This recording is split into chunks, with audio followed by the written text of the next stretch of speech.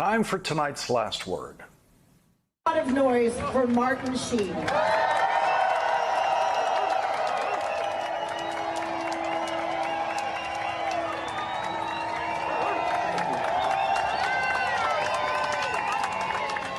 Thank you very much. I have been a proud member of the Screen Actors Guild, as well as the American Federation of Radio and TV Artists and Equity, since 1961. That was the same year I got married. Clearly, I have a fondness for unions.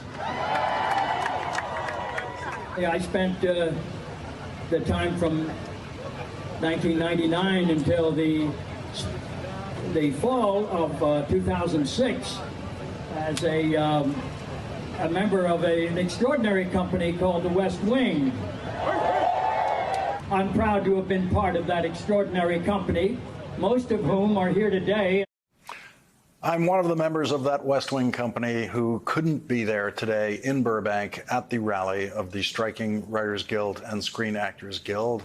I was stuck here in New York today while most of the rest of the writers and cast and crew of NBC's White House drama, The West Wing, gathered in union solidarity, led by the man who led the show, the fictional president of the United States for 7 years, Martin Sheen. You know, the Irish tell the story of a man who arrives at the gates of heaven and asks to be let in. St. Peter says, of course, just show us your scars. The man says, I have no scars. St. Peter says, what a pity. Was there nothing worth fighting for? Clearly, this union has found something worth fighting for, and it is very costly.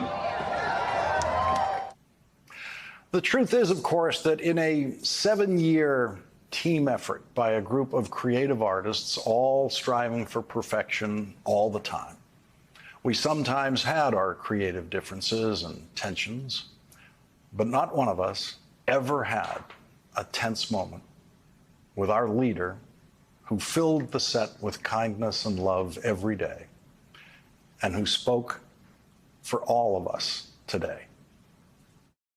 There's so much going on in our country.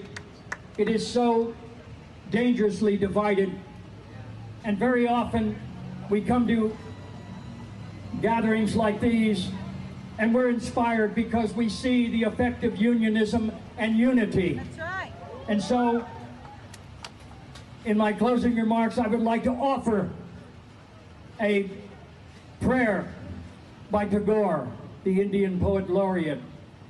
We are called to help lift this nation up to that place where the heart is without fear and the head is held high, where knowledge is free, where the world has not been broken up into fragments by narrow domestic walls, where words come out from the depths of truth and tireless striving stretches its arms towards perfection, where the clear stream of reason has not lost its way into the dreary desert sands of dead habit, where the mind is led forward by thee into ever-widening thought and action into that heaven of freedom. Dear Father, let our country awake. Amen. Our beloved Martin Sheen gets tonight's last word.